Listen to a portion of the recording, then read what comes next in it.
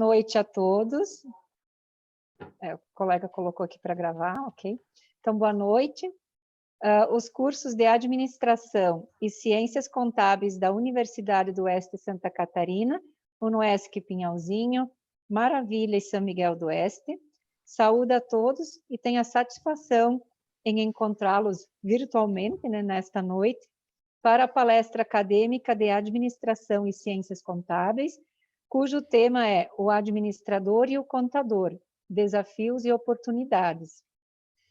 Queremos registrar e agradecer a participação dos colegas coordenadores, professora Eliane Fátima Estrapazão Beduschi, coordenadora dos cursos de Administração e Ciências Contábeis de Maravilha, professor Evelácio Roque Kaufmann, coordenador do curso de Administração de São Miguel do Oeste, professor Valmir Roque Sotti, coordenador do curso de Ciências Contábeis de São Miguel do Oeste, e eu, professora Lediane Mor, coordenadora dos cursos de Administração e Ciências Contábeis de Pinhalzinho. Agradecemos especialmente os acadêmicos e os professores do curso presentes na palestra.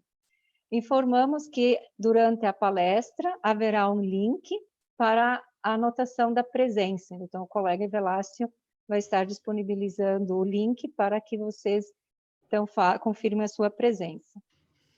Para proferir a palestra, o administrador e o contador, desafios e oportunidades, convidamos o professor Eloy Almiro Brant, que é graduado em Ciências Contábeis pela Universidade de Santa Cruz do Sul, mestre em Administração de Empresas pela Pontifícia Universidade Católica do Rio de Janeiro, possui experiência como professor de graduação e professor dos cursos de MBA da Unicinos, Unijuí, Uniarp, UNOESC e outras.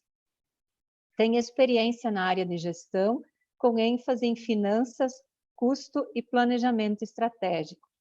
Com a palavra, o palestrante professor Eloy. Boa palestra, professor, estamos à disposição. Muito bem. Boa noite, professora Lidiane. A quem cumprimentando, eu cumprimento e saúdo a todos os professores. Vou aproveitar bem o tempo, né? Todos os alunos, todos os colegas, toda a comunidade acadêmica que se faz presente.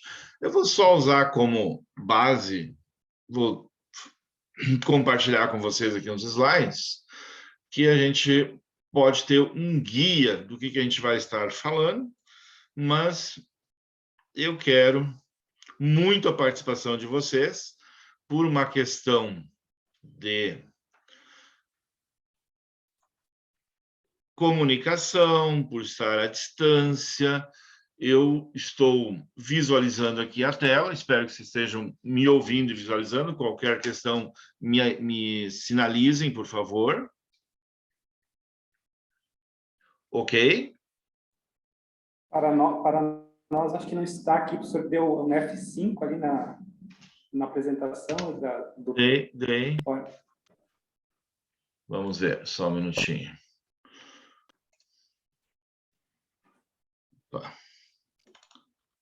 Agora? Agora, ok. Perfeito.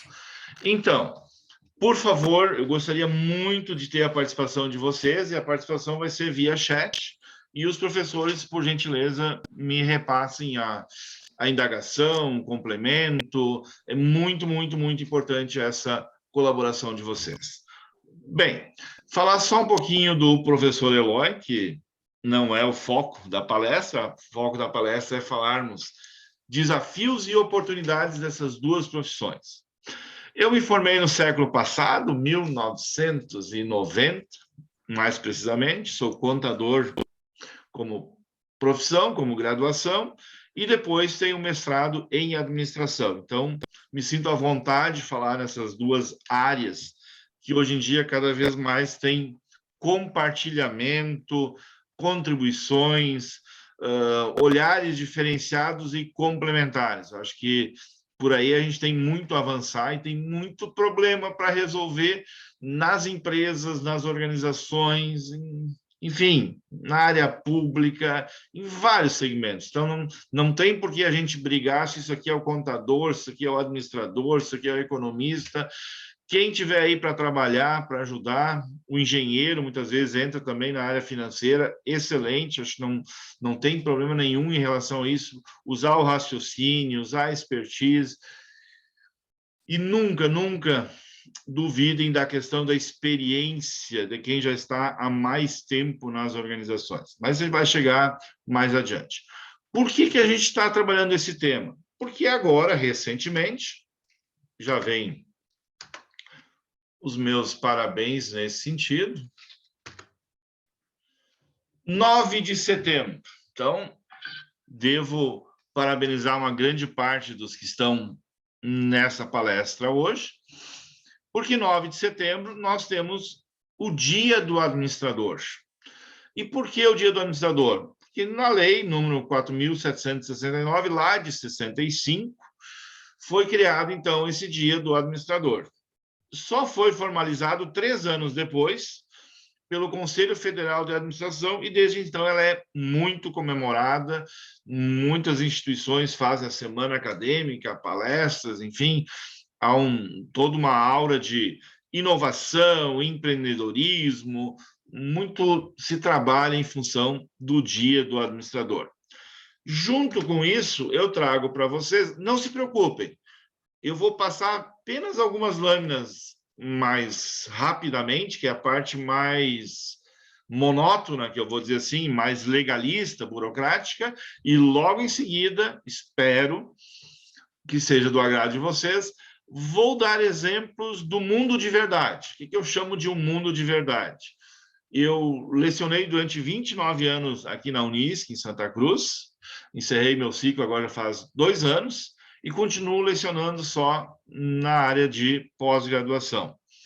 E, paralelo a isso, felizmente, tive muitas oportunidades de consultoria. E eu acho que isso que é bacana de ver, mas como funciona o custo lá naquela empresa? E o marketing? E a parte da logística? Porque é bacana e é preciso a gente estudar numa graduação separadamente, nas suas caixinhas. Só que isso tudo acontece dentro das empresas, dentro das organizações, no dia a dia. Quer dizer, às vezes a gente tem uma tendência de achar que o administrador, o gestor, a equipe de cúpula, lá, os diretores, vão até as montanhas, ficam lá por 20 dias e definem o planejamento estratégico dos próximos 5 anos da empresa. Quando, na prática, a gente vê agora, mês de setembro, outubro, reuniões e reuniões, e tem que achar espaço dentro da agenda, dentro das suas atividades normais, e temos que pensar o orçamento do ano que vem, temos que pensar as ações, as responsabilidades, para chegar lá, em final de novembro, a gente ter a nossa bússola do ano que vem. Só que isso é feito atendendo clientes, resolvendo problemas, verificando a questão do crédito, verificando a parte financeira, verificando recursos humanos, enfim, a empresa não para planejar o próximo período. Dentro do administrador ainda, já vou falar do contador, só um pouquinho. Um administrador possui múltiplas responsabilidades e funções dentro das empresas, entre elas. Vocês vão encontrar muitas definições. O que é administrar? O que vem a ser administrar? Eu gostei bastante dessa estrutura, ela não é minha, né? E ela contempla o seguinte: liderar pessoas, perfeito, estruturar processos gerenciais, controlar recursos internos como tempo, finanças, materiais, e nesse modelo aqui eu não vi nada sendo falado de marketing, nada sendo falado da área mais de vendas e marketing. Entendo que deveria contemplar também. Mas o mais interessante, o que eu entendi assim, preponderante para o administrador, o que vem agora? Pensar previamente nas consequências das suas decisões.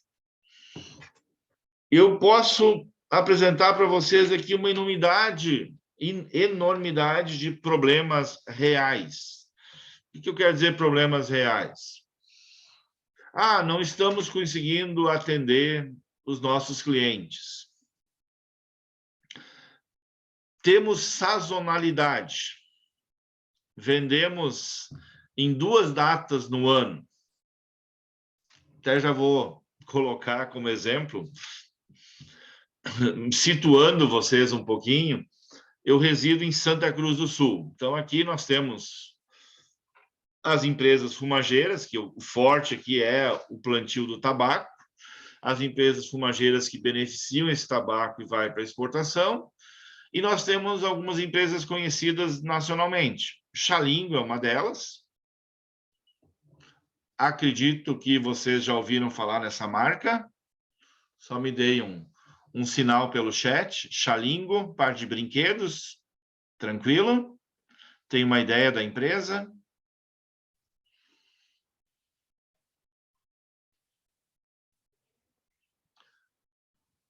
Pois bem, vou seguindo aqui. Sim. Ah, perfeito. Ótimo, obrigado. Então, o grande problema da Xalingo, vamos dizer assim, entre outros, é de que brinquedos se vende preponderantemente em 2 grandes datas, pensando lá no varejo. Dia das Crianças e Natal. Então, eu tenho que trabalhar pensando em ter esses produtos na prateleira, lá nas lojas, no mês de agosto, setembro, e aí segue outubro, novembro, até o dia 10 de dezembro, para vender para o 12 de outubro e para o 25 de dezembro. Mas imaginem o que fazer com essa empresa no primeiro semestre, quando se vende muito pouco. Se tem alguma reposição no varejo, no comércio, mas que se vende muito pouco. Tentem imaginar uma empresa aí com 400, 500 funcionários, que trabalha a pleno no segundo semestre, mas que tem muito pouca atividade no primeiro semestre. Então, já vou adiantando algumas pequenas soluções que foram encontradas, trabalhar com a linha de material escolar, produzir peças plásticas para a indústria de implementos agrícolas, que às vezes a gente nem vê a marca lá da Xalingo, mas é ela que está produzindo. Enfim, sair um pouco dessa sazonalidade de trabalhar unicamente, fortemente no segundo semestre. Aí eu tenho a Metalúrgica Mor, que também tem a venda de cadeiras, piscinas, 2.000 funcionários, e um segundo semestre excelente e uma dificuldade no primeiro semestre. Então, eu tenho que ter isso no meu orçamento, eu tenho que saber qual é o mês da gordura, qual é o período das vacas magras e trabalhar isso antecipadamente. Eu tenho algumas empresas que eu posso comprar menos matéria-prima, posso me ajustar. Recentemente, num dos cursos que eu fui ministrar, foi numa cooperativa da área de leite. E não tem como você comprar menos leite. Ah, eu estou recebendo 250 mil litros dia. Agora até foi ao contrário. Subiu o preço do leite, uma barbaridade, teve aumento dos custos, toda a dificuldade na cadeia produtiva. E faltou produto no mercado, o preço subiu. Mas e quando volta ao normal? Quando tem uma superprodução e eu não consigo escoar? Porque a empresa quer vender não só o leite, quer vender o creme de leite, o requeijão, os iogurtes, os produtos de maior valor agregado. Então, esses são pequenos comentários que eu faço só para ter uma ideia da arte. Eu acho que isso passa da ciência, porque é uma arte, uma mistura de ciência, arte, você conseguir administrar, conseguir tomar as melhores decisões dentro daquele momento. E aí, eu vou para o dia do contador. A professora Leidiane bem citou, o dia 12 de setembro já foi escolhido como uma data intermediária, para não ser nem o 9 de setembro, nem o 22 de setembro, para contemplar as 2 categorias, os 2 cursos, bacharelado. O 22 de setembro, por quê? Lá em 45, criou-se o curso de Ciências Contábeis. E aí, a partir dessa data, instituiu-se o dia 22 de setembro, o dia do contador. Assim como eu fiz com o administrador, faço agora com o contador. Quais as principais atividades, funções de um contador? Escrituração, apuração das demonstrações contábeis, e aqui certamente virão alguns questionamentos depois, tá, mas e a automação, a robotização e tal? Ótimo, tudo aquilo que puder ser robotizado, tudo aquilo que puder ser automatizado, excelente. Para quê? Para que esses profissionais possam trabalhar a chamada contabilidade consultiva. Pessoal, não façam ideia do que eu recebo de solicitações de pequenos e não tão pequenos negócios, desde uma farmácia, um posto de combustível, uma loja de confecções, de calçados, os mais variados ramos, pequenas indústrias. Panificador, aqui é a região das cucas alemãs e tal, tem uma padariazinha que tinha 4 funcionários e tal, começou a crescer, hoje eles estão com 86 funcionários. É impressionante como esses empreendedores, donos de empresas, podem ser um excelente mecânico, um excelente padeiro, um excelente vidraceiro, uma excelente cabeleireira, um salão de beleza fantástico. Mas se você pergunta como você calcula os preços? Ah, professor, calcular um preço eu preciso de ajuda, tenho dificuldade. Ah, o mecânico, pois é, eu não sei se eu cobro por hora, eu cobro por serviço. Qual é a margem que você coloca em cima das peças? É impressionante o tamanho do campo, do mercado que existe para profissionais, e aí eu conclamo contadores e administradores para ajudar essas empresas. Ok, muitas vezes tem a questão da idade, da questão, às vezes, até a segunda geração, o filho vai lá, se forma em contabilidade, se forma em administração, quer ajudar o pai, quer trazer ideias novas e tal, e dá um pequeno conflito, para não dizer algo um pouco mais áspero e tal. Isso também tem que ser contornado. E tem que se aproveitar o bom dos dois. Eu sempre digo, se a gente compara no esporte, as pessoas que estão disputando uma determinada modalidade de esporte, seja corrida, seja natação, seja um esporte sem imaginar. Com o passar do tempo, é natural, e cada vez com mais rapidez, se a pessoa está com uma determinada idade para o esporte, 30, 35, 40 anos, é uma idade de tá velho. Olha, os músculos já não rendem mais o que estavam rendendo, você não corre mais tanto, a respiração já não é mais tão adequada como era, porém a cabeça está ótima, a experiência, a cabeça melhorou muito. Então, é inversamente proporcional. Quanto mais jovem você está lá, com toda a musculatura, com todo o físico perfeito, mas a cabeça não ajuda muito. Por quê? Porque você não vivenciou ainda, não é que você não sabe, é que as coisas... A experiência de alguém com maioridade é porque ela passou por turbulências. E é isso que tem que ser aproveitado. Então, assim, se a gente puder ajudar, fazendo um pequeno fluxo de caixa, controlando o orçamento, verificando se está usando capitais de terceiros, qual é a taxa de juros, qual é o prazo. Nossa, a gente tem uma capacidade incrível de auxílio a esses pequenos empreendedores se tornarem médios e até grandes empresas com controle, com gestão, com governança.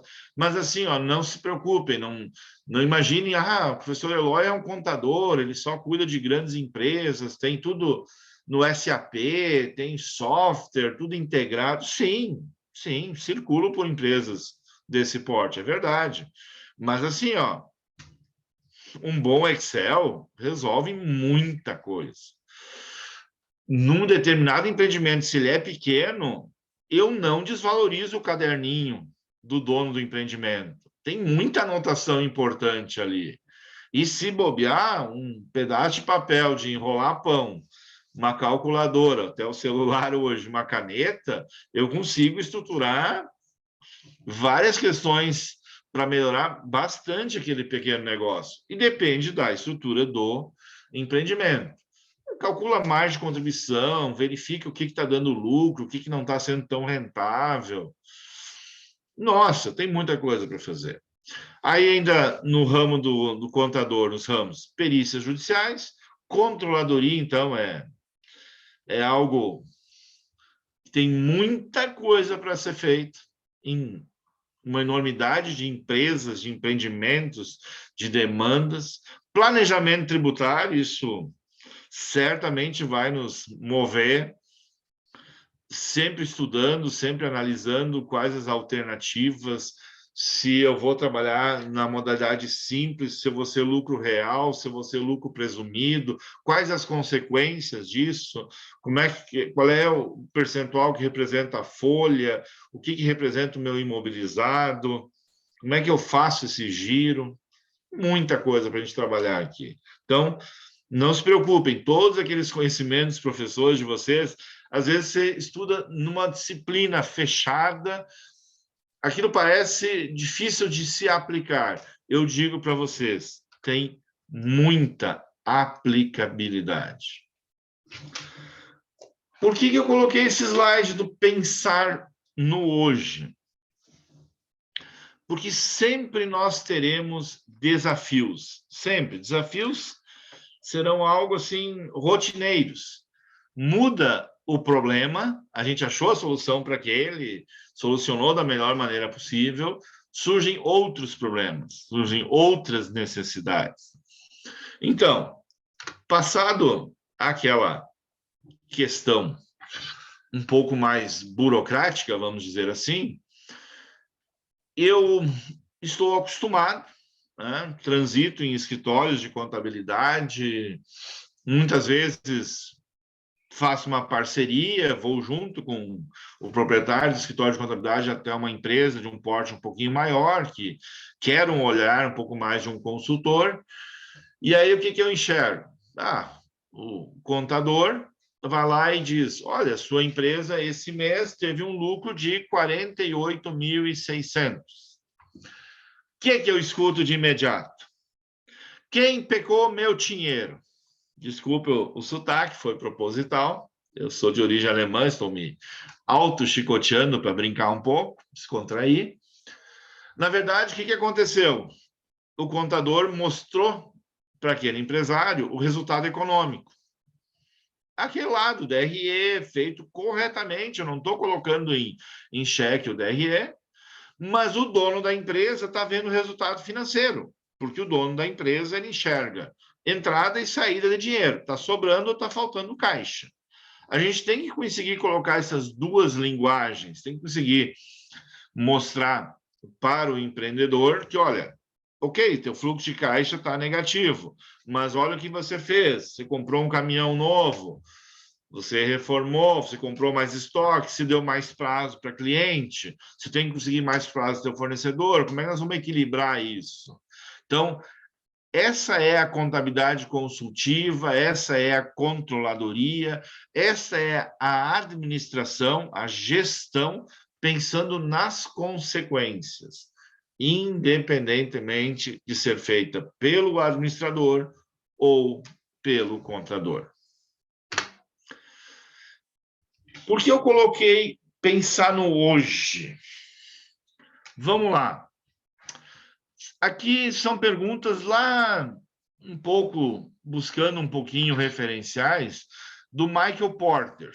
O Porter é americano, ele entende que setor industrial não é necessariamente chaminé, não é necessariamente uma fábrica, mas um setor industrial seria, por exemplo, siderurgia, aviação, telefonia, supermercados, bancos, hospitais, loja de calçados, indústria de proteína animal, indústria de móveis.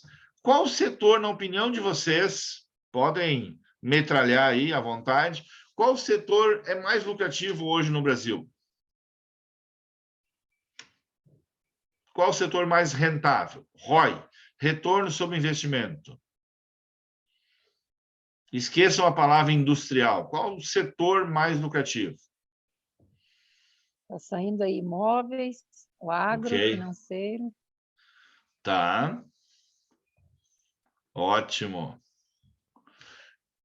Excelente. Normalmente se pensa alimentação. Ah, todo mundo tem que se alimentar, vamos abrir uma pizzaria, vamos abrir um restaurante. Esses setores também têm uma concorrência bastante grande, uma taxa de insucesso altíssima, mas sim, tem negócios que penduram, que são cases de sucesso.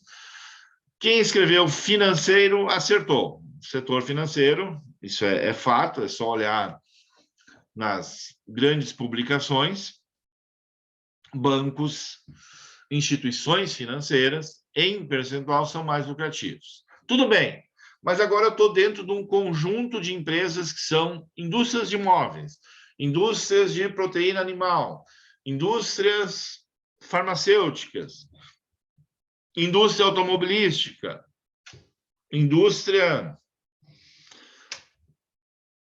metalúrgica. Região de Caxias do Sul é uma maravilha eu poder viajar e conversar com as pessoas, porque eu vou lá para Caxias, é metal mecânico, é Randon, é Marco Polo, é Fras-le, são todas que acabam fazendo componentes para Randon e Marco Polo. Ali do ladinho, Bento Gonçalves é fortemente setor moveleiro e vitivinícola. Né? Quando eu vou organizar uma visita e tal, né? Ah, professor, tenta Todeschini, tenta Marco Polo, tenta Tramontina, mas tenta uma de vinho também. A parte da tarde, final da viagem, assim, tenta nós conseguir visitar uma vinícola, sabe? Entendi o interesse de vocês. Querem tomar suco. Essa é a intenção. Que eles querem é comer o sagu. Provavelmente.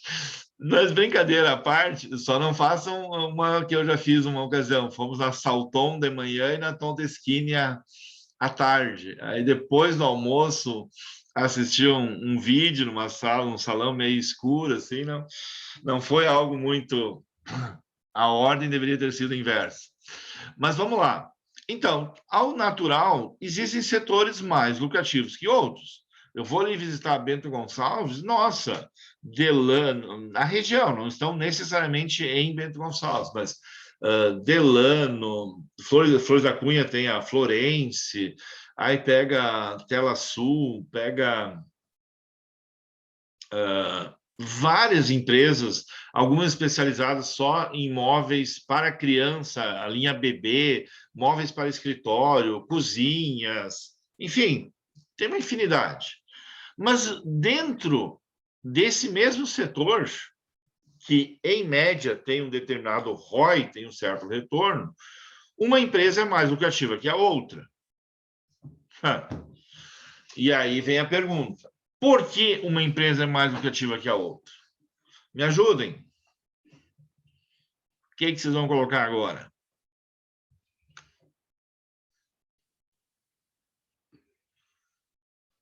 O começo de tudo. O que estão escrevendo, professora? Está vindo alguma coisa? Conhecem o público, Ótimo. gestão, administração, mostra o produto ao público. Perfeito. Planejamento, oferta e procura. Ok. Maravilha. Eu diria que... seu verdadeiro custo e a rentabilidade. Ótimo, ótimo, ótimo. Eu unificaria tudo isso, eu faria uma nuvem de palavras, está muito na moda e tal, e muito provavelmente vocês acertariam um alvo. Todo esse conjunto que vocês me falaram vem ao encontro do que eu queria apresentar para vocês, que é posicionamento estratégico. Eu já visitei empresas de imóveis, já tive a oportunidade de realizar consultoria, e vamos lá, vamos pegar 2 exemplos contrastantes. Uma empresa que trabalha em série, que não faz móveis sob medida, que vende para grandes redes, tem as seguintes dificuldades, que foi isso que eu posso falar o milagre, eu só não posso falar o santo. Tem alguns contratos de sigilo profissional, até por uma questão de ética. Mas eu posso falar do milagre, só não identificar o santo. Então, uma empresa com 120 funcionários vendia 70% da sua produção para uma única rede de lojas. Imagina como funcionava e por que da queixa deste proprietário e ter me chamado para auxiliar em termos de posicionamento estratégico. Primeiro, essa fábrica fornecia para essa loja o que se chama de mostruário, porque os móveis, o cliente de imóveis, ele gosta de visualizar o produto na loja, ele não gosta de comprar por catálogo, ele quer abrir as gavetas, quer bater em cima da madeira, quer ver a espessura, quer perceber os acabamentos e tal, pensando em quem está comprando um móvel em série, não é móvel sob medida. Bom, essa rede de lojas tinha 118 lojas e pedia para que essa indústria encaminhasse, então, 118 cozinhas daquele modelo para suas lojas, que seria um mostruário, que dali a 12, 14 meses seria substituído, e que essa indústria poderia, então, faturar somente na troca do mostruário com 50% de desconto e parcelado em 10 vezes. Por aí vocês já imaginam o problema de capital de giro para essa indústria. Como essa indústria se tornou refém dessa rede de lojas, porque, de fato, depois vinham os pedidos, a margem era pequena, mas o volume era grande, trabalhava com grande volume. Esse senhor me comentou, porque ele observou o mercado, né? Faz reuniões e tal, e tinha uma outra indústria que tinha muito menos funcionários, trabalhava só sob medida, e que estava, aparentemente, tendo um lucro muito melhor, porque você percebe alguns sinais de melhoria, alguns sinais exteriores assim, de desenvolvimento. E ele me comentava que, claro, o setor sob medida, você consegue colocar uma margem de contribuição muito maior, né? Porque o produto é diferenciado, você não compara ele com um sob medida. Então, começa em posicionamento estratégico, vai para escolha das equipes, e eu já ouvi de quem é especializado na área de pessoal, que 70% das contratações são feitas no sentido de verificar se a pessoa sabe fazer aquele serviço, tecnicamente você dá conta da contabilidade, você dá conta da área de pessoal, você dá conta da área de vendas, você é contratado. Mas 80% das demissões não são feitas por incapacidade técnica, e sim por dificuldades de relacionamento, dificuldades de liderança de equipe, dificuldade de trabalhar em equipe, trabalhar no conjunto. Então, muitas vezes, não é a técnica. A pessoa sabe fazer, a pessoa domina, ela tem o conhecimento. Mas, além disso, tem que ter inteligência emocional, tem que conseguir motivar, tem que conseguir conduzir aquele grupo e ser um líder, efetivamente. Bom, depois do posicionamento estratégico, aí é tudo isso. Saber o seu custo, a sua rentabilidade, trabalhar com margens de contribuições diferenciadas, montar uma boa estrutura de produção, enfim, é o conjunto que vai definir. Mas a primeira coisa é você se posicionar, você escolher qual, dentro daquele ramo, você vai trabalhar com uma mecânica, tá? Mas é mecânica de automóveis, mecânica de caminhões, né? Você vai trabalhar multimarcas, você vai ter estoque de peças, você vai comprar de uma autopeças, Você vai trabalhar com peças originais ou peças... Enfim, qual é o teu mercado? Qual é o teu cliente? Como é que você vai trabalhar? Isso que define em muito os teus resultados mais adiante. Bom, eu estou falando aqui o tempo todo em empresa. Estou falando em lucro, estou falando em resultado. Porém, já tive oportunidades, conheço muitas organizações que o objetivo final não é o lucro. Ou melhor, o objetivo não é distribuir o lucro. Pausinha para uma água.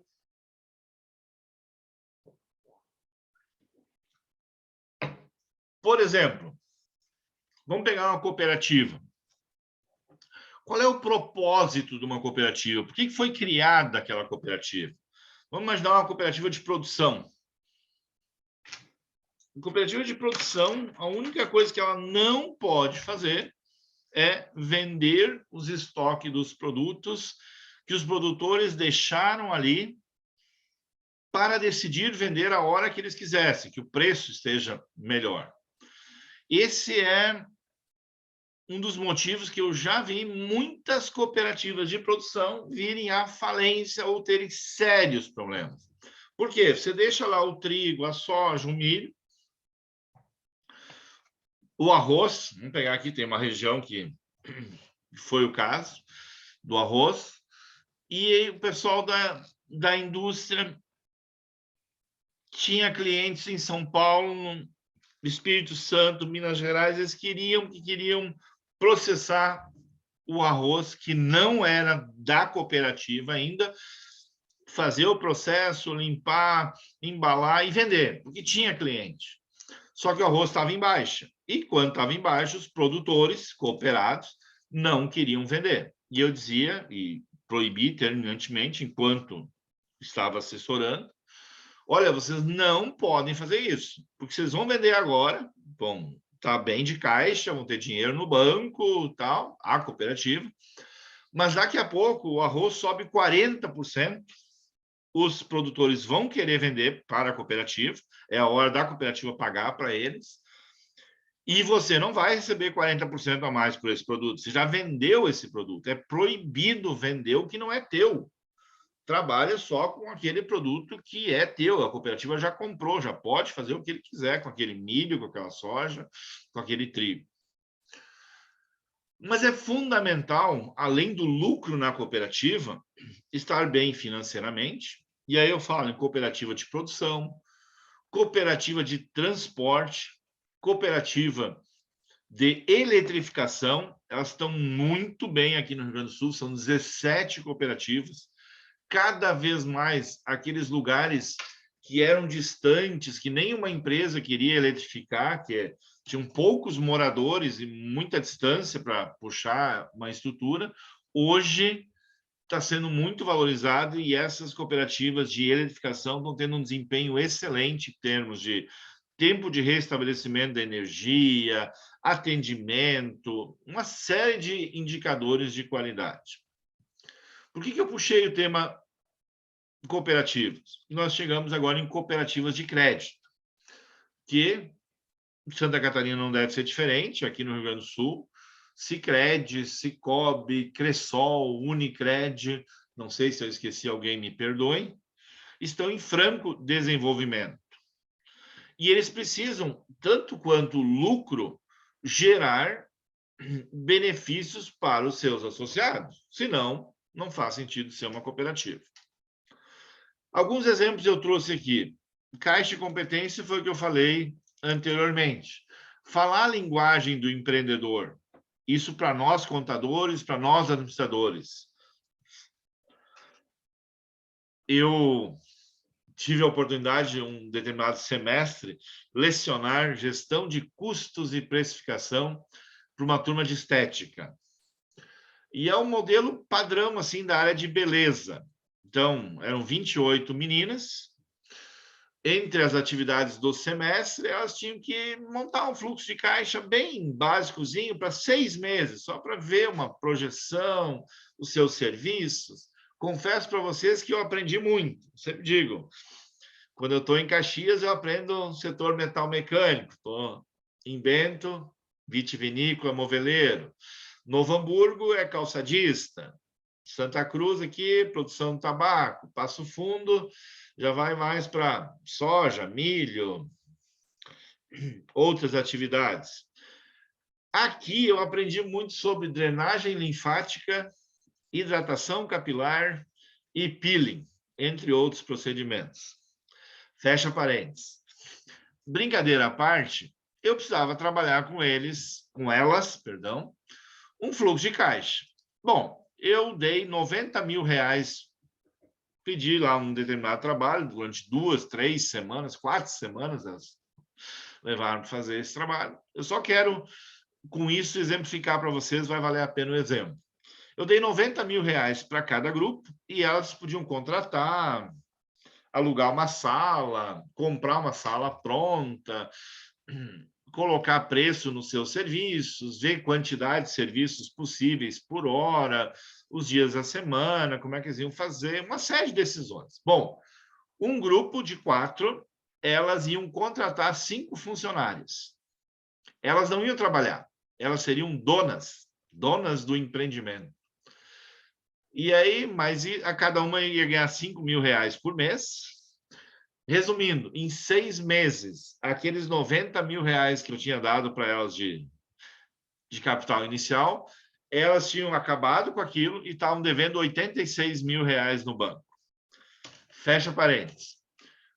Que bom que a gente fez isso no papel, que a gente fez isso na simulação. Que bom que a gente pudesse ajudar os pequenos empreendedores a enxergar um pouco na frente.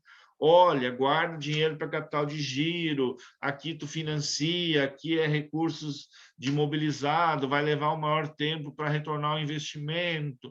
Enfim, não são coisas, não são conselhos, não são regras e tal, mas coisas que certamente diminuiriam e muito o número de empresas fechando, de empreendedores desistindo, de falências, de...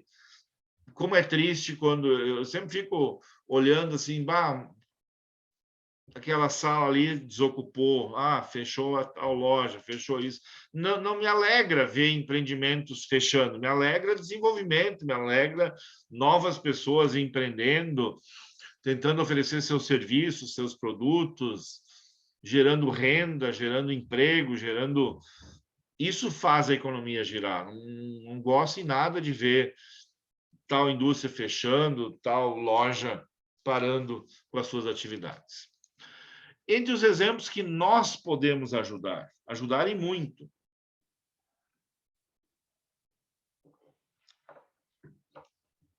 Eu já vi muitas decisões. E agora? Vamos produzir ou vamos terceirizar? Logística própria ou logística terceirizada? Aqui eu já orientei vários trabalhos. Já fomos para Punta del Este, no Uruguai, apresentar um desses trabalhos, que era o caso da Fruc.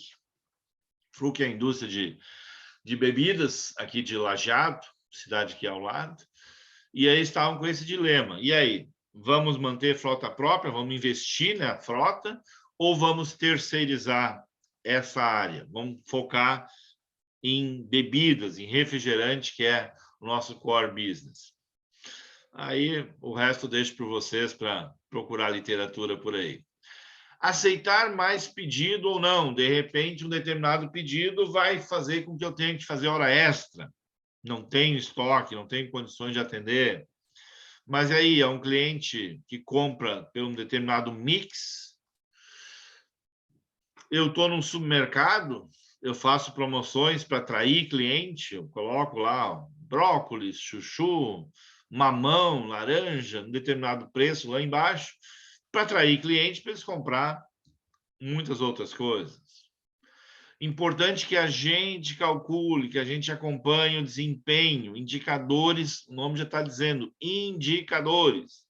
Prazo médio de estocagem, como é que está o giro do estoque da empresa? Eu consigo segregar, se vocês forem num supermercado que tem bazar, vocês vão ver assim, grosso modo,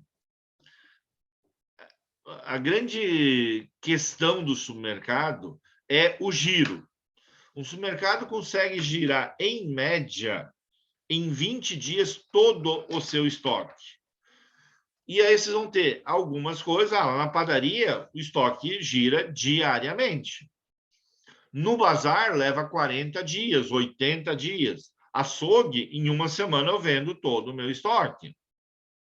Então, em média, o grande segredo do supermercado é fazer vários giros num ano. Isso é do negócio, isso é da atividade. Eu tenho que conseguir ter uma rentabilidade uma margem pequena em cada produto, mas girar várias vezes no ano. Uma loja de confecções, uma loja de calçados, ela faz, em média, 3 a 4 giros no ano. Ou seja, ela leva de 90 a 120 dias para vender todo o seu estoque. Eu só consigo girar 4 vezes, se ela for muito boa. Um supermercado fazendo um giro a cada 20 dias, num ano comercial, 360 dias, eu consigo girar 18 vezes. E aí, qual é a minha relação com fornecedores e com clientes? Num supermercado, eu vendo à vista, ticket, cartão de débito, cartão de crédito, Pix. Em média, em 20 dias eu recebo. Então, 20 dias de estocagem, 20 dias para receber. Isso é um exemplo. Depois vocês podem pegar balanço, podem pegar empresas específicas e ver se bate em torno disso. Mas eu consigo um prazo médio com o meu fornecedor de 60, 90, 120. Ou seja, dá 90 dias de prazo médio. Eu estoquei 20 dias, levei mais 20 dias para receber, dá 40. No 40º dia eu estou com dinheiro na mão. Recebi a mercadoria, meu fornecedor dá 90 dias. Eu fico 50 dias antes, eu recebo o dinheiro e tenho que esperar para vencer a duplicata. Olha que mundo maravilhoso do ponto de vista financeiro. Ponto e vírgula. Saio do supermercado, vou lá para a indústria. Imaginem como isso aqui é importante para a indústria, que eu tenho processo produtivo. No varejo é comprar e revender, comprar e revender. Não tem processo. No varejo é muito provável que, como eu tenho que dar muito prazo para o meu cliente, e eu levo 80, 90 dias de estocagem, o meu fornecedor vai bancar só parte disso aqui. Por isso que a indústria precisa muito mais ou capital de giro ou buscar fontes de capitais de terceiros. Então, eu tenho que levar isso em conta a hora que eu estou trabalhando, dando uma consultoria, acompanhando, trabalhando uma contabilidade consultiva, além de, ou seja, tem que fazer os balanços, tem que fazer o DRE, tem que preencher as guias, tem que fazer toda a parte que hoje não é nem preenchimento de guias, mas é todo o sistema automatizado, você se entrega praticamente, você diz para a Receita Estadual, para a Receita Federal, para a Caixa Federal, enfim, você informa tudo, não precisa ter fiscalização, porque é você que gera todas as informações e, se tiver inconsistência, os cruzamentos já vão apontar. Uma outra área, precificação. Precificação é uma arte, Todo empresário que sabe, tá, mas vamos baixar o preço, vamos vender mais volume. Será que adianta baixar o preço? Quanto eu vou vender a mais? Quanto eu dei de desconto e não precisava ter dado? Queimei determinado desconto. Eu faço desconto em alguns produtos para chamar o cliente, mas eu quero vender toda a minha grade, eu quero vender produtos com margem de contribuição também, produtos diferenciados, eu quero vender um mix. E aí a gente tem que cuidar muito nessa precificação. Markups diferentes, à vista, a prazo, dentro do estado, fora do estado, diferenças de tributação. Tem muita coisa para se trabalhar em precificação e para ajudar as empresas. Remunerar sobre comissão sobre faturamento ou comissão sobre a margem. Isso aqui foi um caso pontual. Como a comissão era sobre o faturamento, os vendedores, representantes, tinham interesse em vender volume. Né? Quando a gente mudou para comissão sobre margem de contribuição, os representantes tiveram muito mais interesse em não baixar preço, em não reduzir margem, porque isso ia acabar mexendo na comissão deles. Então, eles começaram a vender mais os seus produtos, começaram a se interessar mais, a apresentar para os clientes as vantagens, os benefícios, o diferencial, e não só baixar preço e pronto. Bom, tem muita coisa, mas a ideia aqui é dar o start para vocês verificarem que empreendimentos que a gente não dava muita bola, que a gente não achava que era complexo, tem um campo de trabalho fantástico para se trabalhar. Fazer estudos de viabilidade econômica e financeira, tanto de empreendimentos que já existem, como aqueles que estão por nascer, se é viável ou não. Aqui no restaurante, a discussão era: abrimos somente ao meio-dia, vamos passar a abrir à noite. O que é fixo e o que é variável? Vale a pena? Qual é o volume de público? Quanto que eu vendo de refeição, bebidas? Qual é o comportamento? O que muda? O cliente no meio-dia não é o mesmo cliente da noite, no sentido de, ao meio-dia é pressa, você está no horário de trabalho, tem um intervalo, se faz uma refeição, você busca uma refeição e voltar para o trabalho. À noite, dependendo do dia da semana, aí talvez não precisa abrir todos os dias, talvez de quinta a domingo, você pega mais famílias, você pega mais grupos, sextas e sábados, grupos de colegas, amigos, enfim, outro público. Farmácia. Agora vamos ver. Como é que está de farmácia aí em cada cidade? Tem bastante farmácias? Tem bastante farmácia, né? Como dizem, cada esquina praticamente uma, né?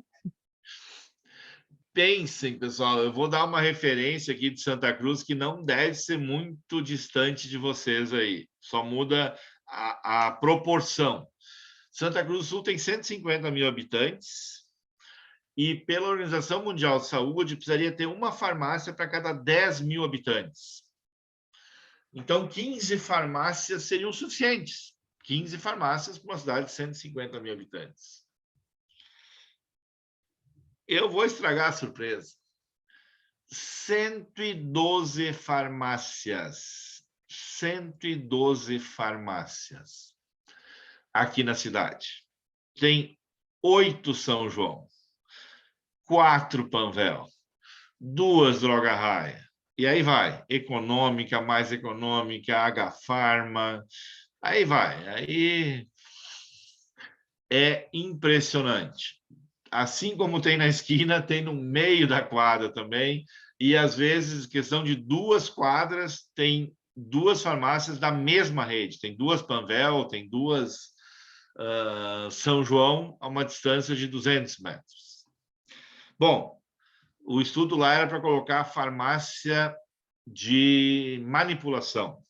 E hoje, aí que eu coloquei de novos negócios, novas possibilidades, já tem aqui 2 farmácias de manipulação veterinária para os pets. É um negócio assim, os pets, eu diria assim que é um investimento hoje que mais as pessoas estão recorrendo, estão fazendo de tudo pelo seu cachorrinho, pelo seu gatinho, pelo seu animal de estimação. Posto de combustível. Agora de manhã eu vi um novo posto finalizando as obras aqui em Santa Cruz. O que acontece com o posto de gasolina? Eu não tenho a mágica, eu não tenho a solução para tudo, mas só para a gente entender. A ideia do posto de gasolina, você tem que vender, no mínimo, 150 mil litros de combustíveis para empatar. Isso é ponto de equilíbrio. Dificilmente você vai ter grandes ganhos num posto de combustível vendendo combustível. O segredo é ter uma ótima loja de conveniência, banheiros limpos, um bom restaurante, uma boa lancheria, um espaço bacana, porque esses produtos, a margem é completamente diferente. Então, você atrai o cliente oferecendo aí gasolina 4,99, 5,19, estou no preço, mais ou menos. E, com base nisso, se atrai o cliente, e aí ele vai lá, vai comer um pastel, vai pegar um mocatino, vai tomar um café expresso, enfim, vai consumir na loja de conveniência. CFC, Centro de Formação de Condutores. As autoescolas. Uma autoescola. Eu vi CFC faturando R$1 milhão mês. E olha o trabalho de logística que é você acomodar os clientes dentro das horas úteis que você tem carro disponível. Então, o negócio é otimizar a frota. Esse CFC tinha 42 veículos.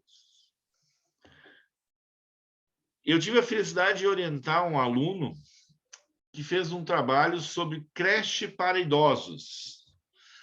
E aqui a historinha é bacana no seguinte sentido. Esses exemplos que eu dou, pessoal, é só para motivar vocês, só no sentido, não é transitei por aqui, transitei por ali, mas é para abrir os olhos no sentido de que o que tem de atividade em negócios, em atividades que aparentemente, isso ali não chama muita atenção, não tem o que fazer. Esse artigo nós mandamos para o Congresso Brasileiro de Custos e ele não foi aceito, né? Não foi aceito, tal. Aí eu e o aluno na época refizemos tudo que eles colocaram de observação e tal, mandamos para o Congresso Mercosul. E ele também foi reprovado no Mercosul. E vieram mais 14 contribuições de melhoria, solicitações de ajustes, esclarecimentos, tabelas e tal. Fizemos tudo e mandamos para o Congresso Internacional de Custos. E aí conseguimos publicar, e tanto eu como ele fomos para a cidade do Porto, em Portugal, apresentar esse trabalho. O pessoal lá achou fantástico a ideia de que a população está ficando mais idosa e as pessoas, os filhos e tal, não querem colocar num asilo. A pessoa idosa, às vezes, já não consegue se administrar totalmente em termos de locomoção, refeições e tal.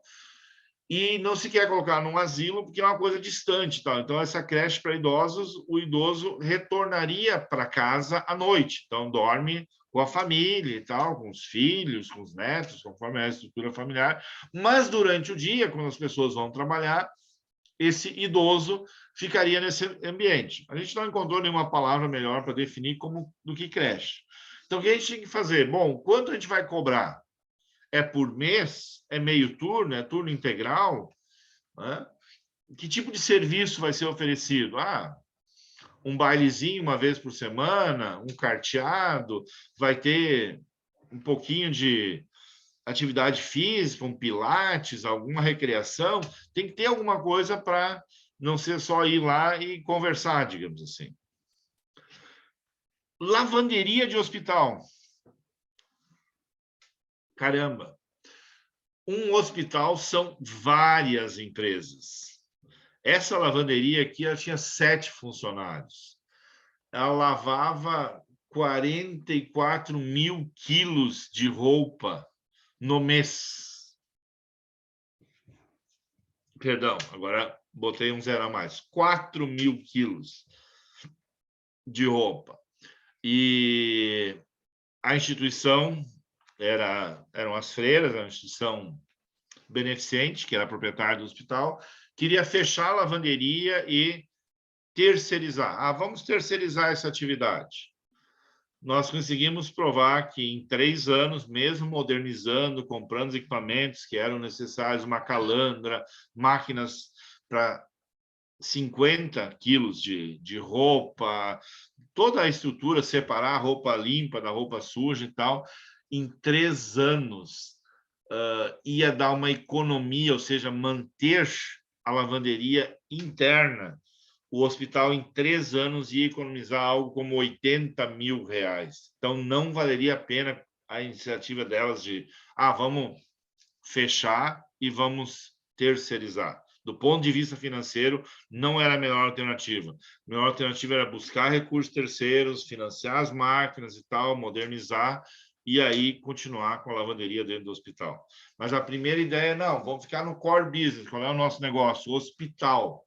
Vamos melhorar o bloco cirúrgico, vamos melhorar o UTI. Sei que tem muitas demandas, mas a lavanderia também é importante. E ali se mostrou viável não terceirizar. Em outras ocasiões, pode ser viável terceirizar. Aqui eu confesso que o principal ganho é porque eles tinham um poço artesiano e, sem dúvida nenhuma, o consumo de água é um dos itens muito significativo. Por último, a marmoraria. Estou quase finalizando. Eu quero ouvir vocês, quero saber de vocês perguntas. Eu sei que tem muita curiosidade. Deixar um pouco para esse espaço também. O case da marmoraria era o seguinte. Aqui vocês vão se identificar. É impossível que vocês não lembrem uma situação no bairro, na região onde é que vocês moram. O clássico. Uma empresa vem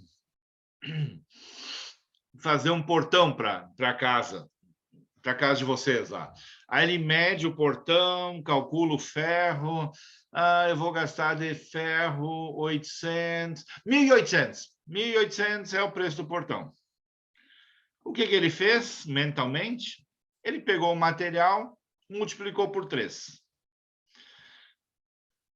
Essa metodologia em vidraçaria, marmoraria, marcenaria, uma série de outros pequenos empreendimentos é muito comum. Seria um markup, mas um markup calculado, pensando, você é optante pelo simples, quantas horas de trabalho vai levar?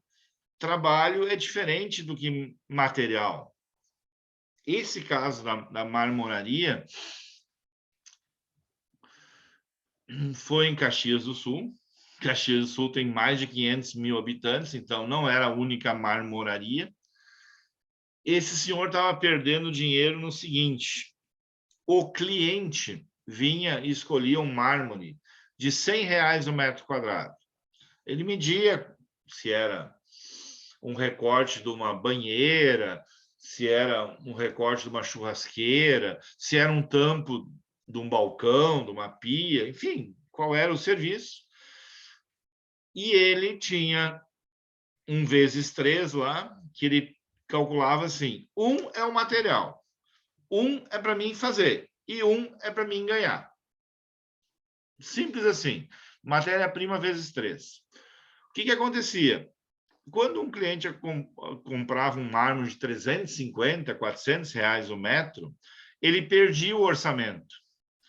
Porque o trabalho dele, a mão de obra, não era proporcional ao preço do mármore. Ou seja, cortar, lixar, fazer todo o trabalho no mármore era independente se o mármore custava 100 ou 350. Mas ele cobrava vezes 3. Era a forma dele calcular. Nós apurando quantas pessoas levavam, quantas horas, como é que eram os cálculos, tal, fazendo uma planilha para ele, conseguimos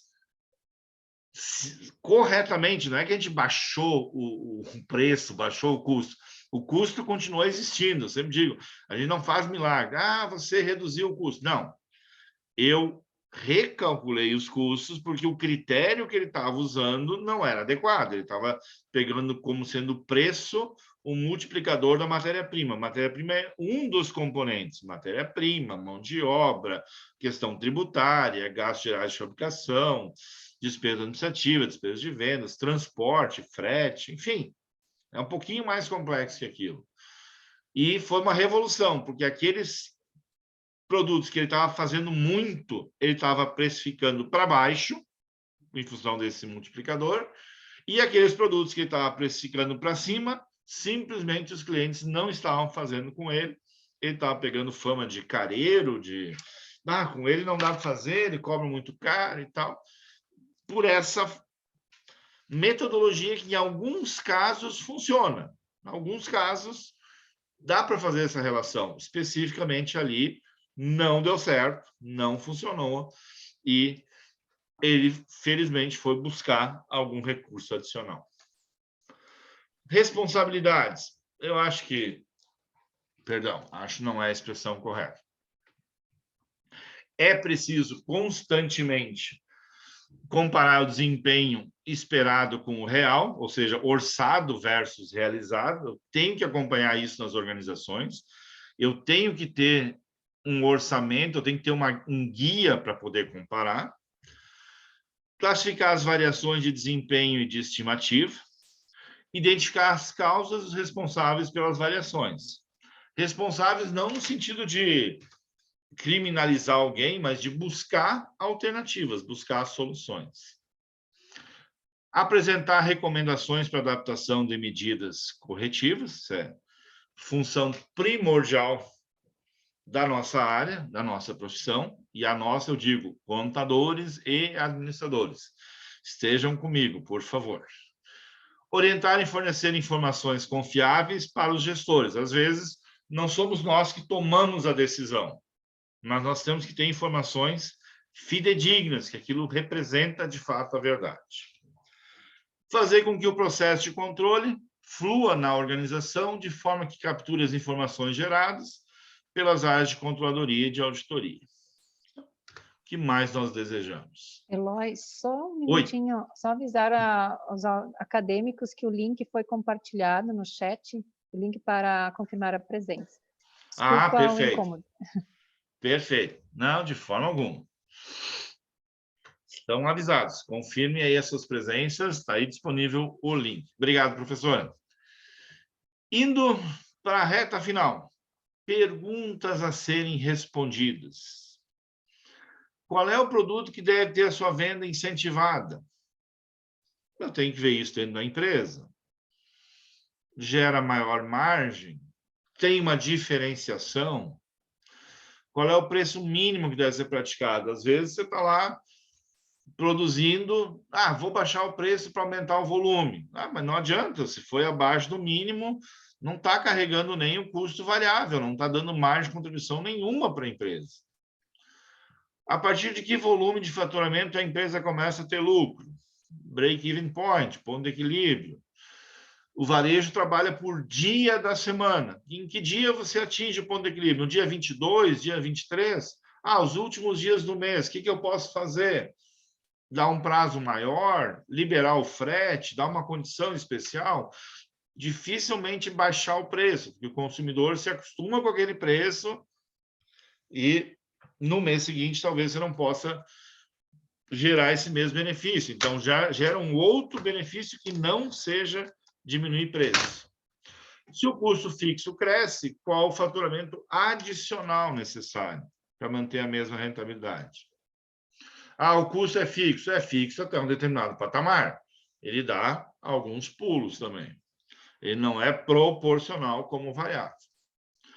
Uma vez definido o lucro que a empresa deseja, como formar o preço de venda de forma a atingir o resultado desejado? Então, são algumas perguntas, algumas inquietações que eu escuto por aí e que cabe a nós trabalhar em cada uma das organizações.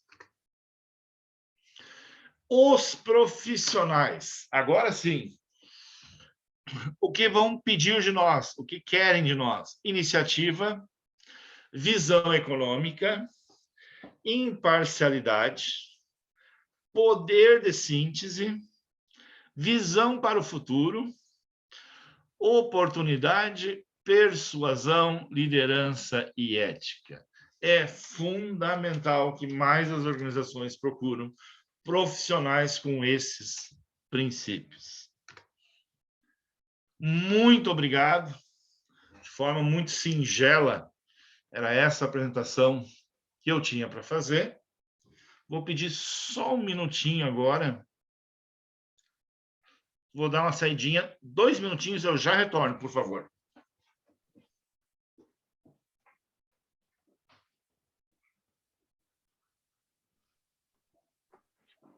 Pessoal, se tiver alguma pergunta quiserem colocar no chat, daí a gente repassa enquanto o professor, né, pode fazer as perguntas no chat aí. Perguntas ou também falas sobre, né, o que chamou a atenção de Eu vou vocês, abrir, né, então, durante Lady, acho que eu vou abrir aqui para a galera, então. Pode abrir. Todos daí podem, se alguém quiser falar.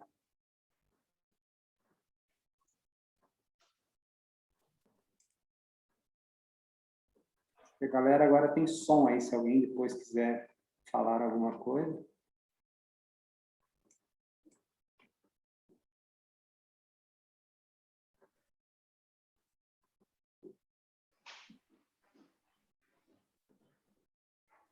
Lembrando que a lista de presença está novamente compartilhada. Quem não... É importante que vocês coloquem lá o nome completo e o código para a gente fazer a aferição aí das participações para a certificação.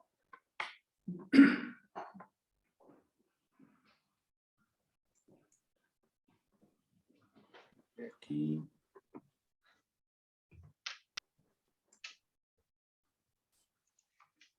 Perdão, estava com a garganta seca, eu precisava providenciar uma água. Tranquilo, professor Eloy. Estou de volta. Agradecer, né, a sua disponibilidade e parabenizar por essa fala tão importante, tão construtiva e que nos faz refletir muitas coisas, né? Eu fui anotando alguns pontos que o professor foi levantando, né? E realmente assim o que chamou a atenção no início, né, a experiência de quem está há mais tempo, né? Então eu vejo que isso é algo fundamental e que talvez essa geração nova, às vezes a gente não tem toda aquela paciência, né? Então, ver o caminho de quem já galgou, quem já trilhou, né? Ver os erros, os acertos, né? Pedir os conselhos, né? Então, a gente analisar isso, talvez não ser tão afoito, eu vou abrir o meu negócio e deu, ou eu vou por esse caminho, né? Então, eu acho fundamental, assim, você observar de quem já está há mais tempo, se deu certo, se não deu, o que houve, né?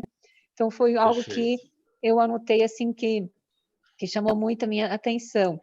Deixa eu só aproveitar, professora. Eu diria assim, ó, se eu pudesse sintetizar toda a palestra e dar 2 caminhos, 2 nortes, porque eu trabalho muito com a questão da juvenização do meio rural, com a sucessão familiar e tal, e para mim é tão claro o novo e o mais experiente, o jovem há mais tempo e o recém-jovem, vamos dizer assim, eu me classifico nos jovens há mais tempo.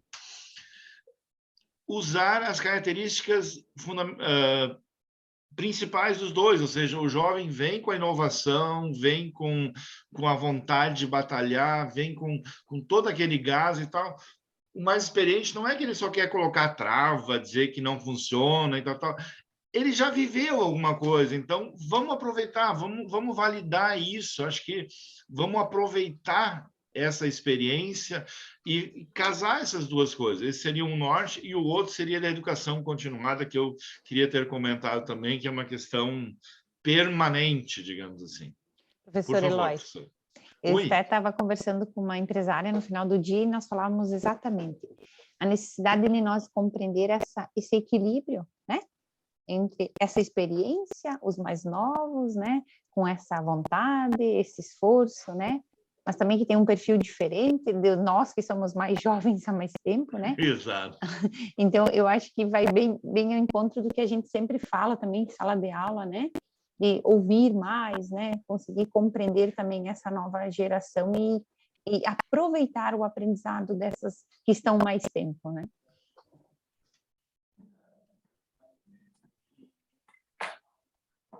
Vamos Pessoal, abrir... alguma pergunta? É isso.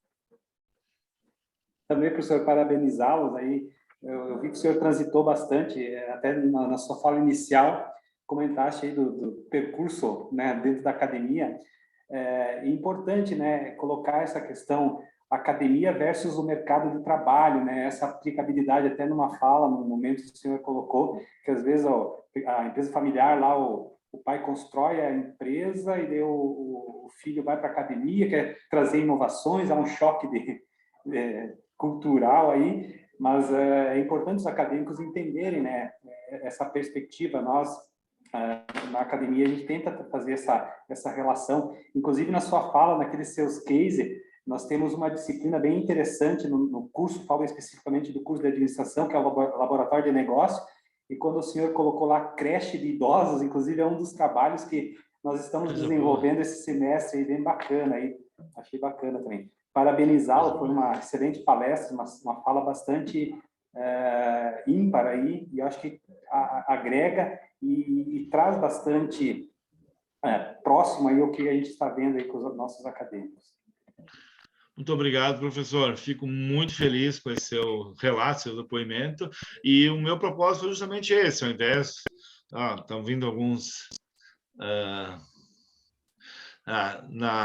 alguns comentários e tal, isso acaba sempre enriquecendo, e eu acho que isso que é o bacana, digamos assim, o pessoal trazer, e eu procurei pontuar ali e alguns exemplos, porque, nossa, aí vai no frigorífico, aí descobre, né, até queria ter comentado, eu teve um trabalho que não estava fechando as horas, o pessoal não estava conseguindo rendimento, né, já estavam proibindo os funcionários de ir no banheiro, estava assim, uma situação bem difícil, digamos assim.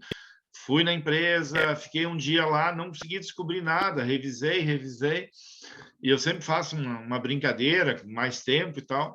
Eu pergunto, pessoal, quantos minutos tem uma hora? Aí, 60 minutos, né, professor? 60 minutos, tal. Pois é, a menina que trabalhou na cronoanálise lá, ela fez uma hora com 100 minutos. Né? Porque ela pegava um determinado... Não, e é simples, a pessoa... É óbvio que se perguntasse para ela, ela sabia que uma hora tinha 60 minutos. E eu só fiz aquela coisa de uma pessoa de mais idade, mais experiente, né? Fui dormir uma noite, amanhã eu vou tentar de novo, porque aquele dia não... Já tinha conferido tudo, olhado todas as planilhas e tal, revisado, conversado, tinha ido até a produção, verificado o processo, mas não tem nenhum erro, tá tudo certo, tá correto. Só que daí 50 minutos para ela era 0,5 horas.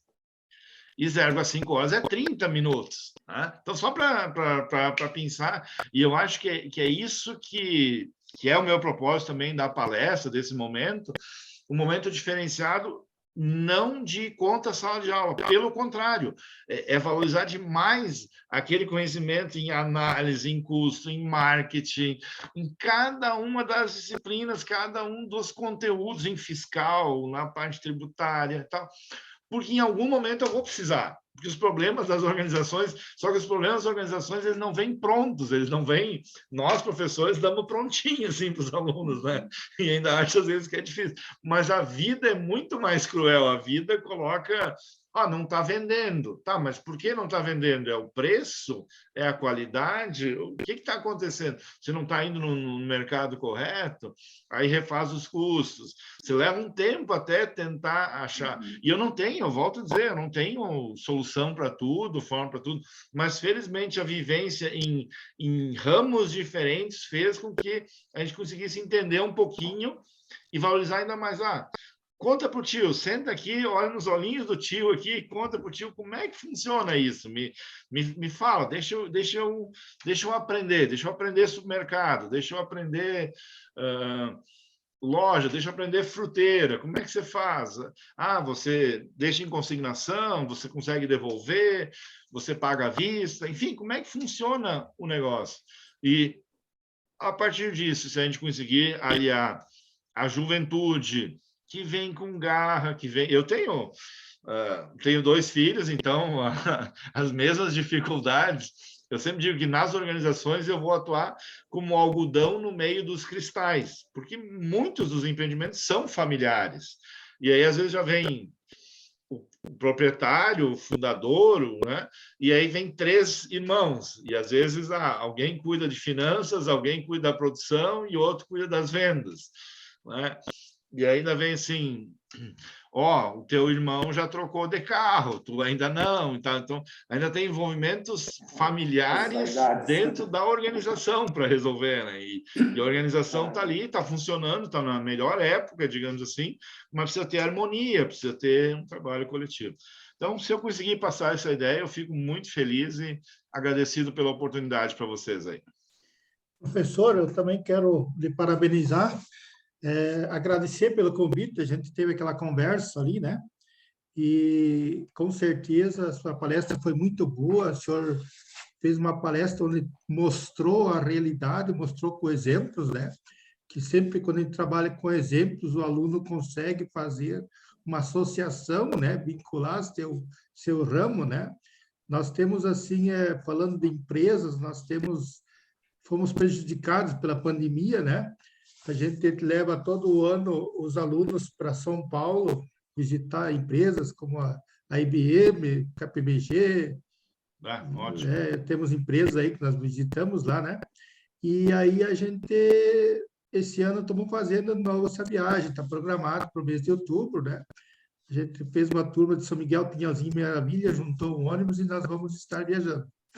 Então, muitas vezes, eu sempre digo para os alunos, quando se tiverem a oportunidade de fazer uma viagem de estudo, façam. Não é aquela empresa que tu vai visitar, de repente não vai ser diferencial, mas o habitat, onde você vai se inserir.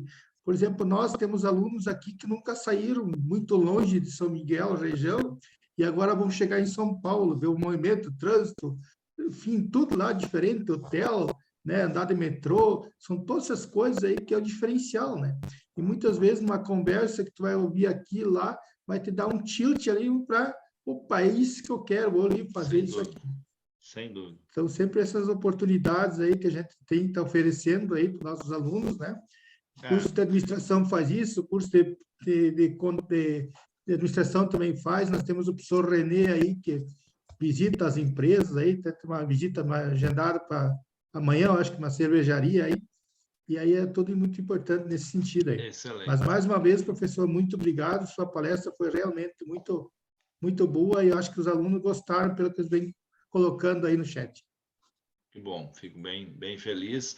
Aproveito a oportunidade, conclamo também os alunos, olha, em alguns momentos, eu sei que às vezes a gente quer ter uma remuneração melhor e tal, mas vale a pena na época, no momento da faculdade, você comprar conhecimento, você trabalhar em escritório de contabilidade, trabalhar em organizações, fazer estágios, nem que a remuneração não seja tão boa, mas trabalhar na tua área. Eu me recordo, mais um depoimento, obrigado, só tenho que agradecer os comentários. Eu incentivei muito um aluno que ia herdar do pai dele, da família, uma distribuidora de produtos lácteos, 17 caminhões e tal. Um outro professor disse, vai cuidar da empresa do teu pai e tal.